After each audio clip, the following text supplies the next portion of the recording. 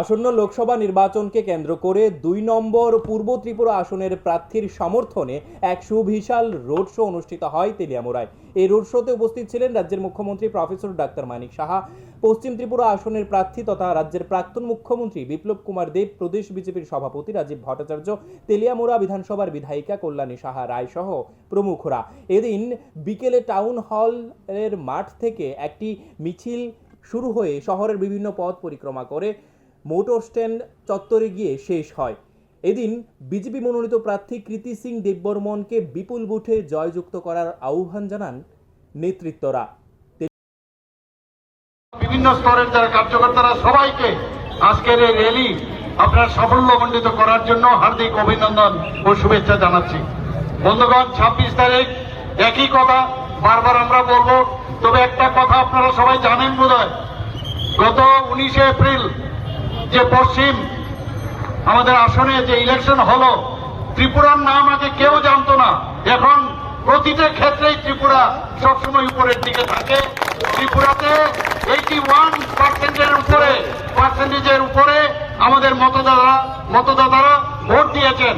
আমি আশা করব যে এটা সারা ভারতবর্ষের মধ্যে এটা হাইয়েস্ট ভোট এবং সর্বনিম্ন কে ভোট পেয়েছে জানেন তো, বিহারে। যাই হোক, আমরা এখন সর্বোচ্চ মতদান মাধ্যমে আমরা 81%-এ আছি এবং আগামী 26 এপ্রিল এখানে আমি চাইবো যে একটা কম্পিটিশন হোক, হেলদি কম্পিটিশন হোক। এখানেও কমতে হবে না, কিন্তু সমান হতে হবে, নতুবা বেশি হতে হবে।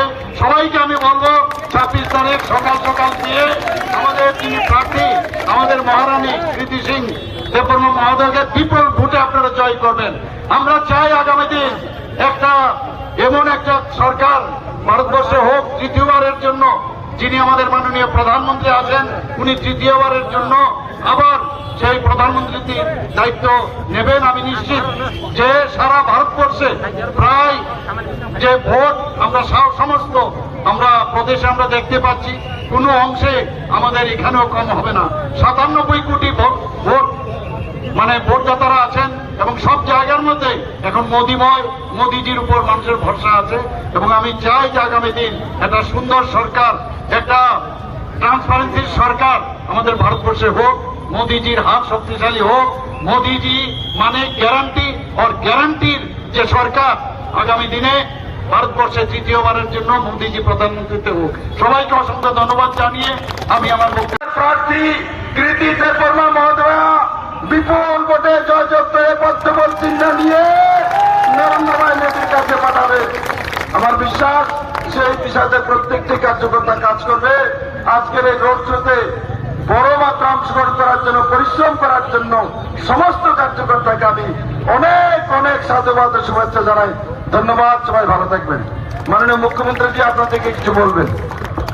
আপনাদের সবাইকে ভারতীয় জনতা পার্টি ত্রিপুরা প্রদেশের তরফ থেকে অনেক অনেক শুভেচ্ছা। আর এই জোশের জন্য, এই জোশ বাঁচিয়ে রাখা, এই জোশ 26 তারিখ পর্যন্ত বাঁচিয়ে রাখা, এই জোশ 26 তারিখ পর্যন্ত বাঁচিয়ে রাখা হলে ভারত মাতা কি। এই সবাই কয় না, ডরে গেছে। রাজীব দেখলে কি করে, কি বলে ভারত মাতা কি, ভারত মাতা কি। তেলিয়ামুড়া থেকে সাগর দেবের রিপোর্ট, নিউজ লাইভ 24 ত্রিপুরা।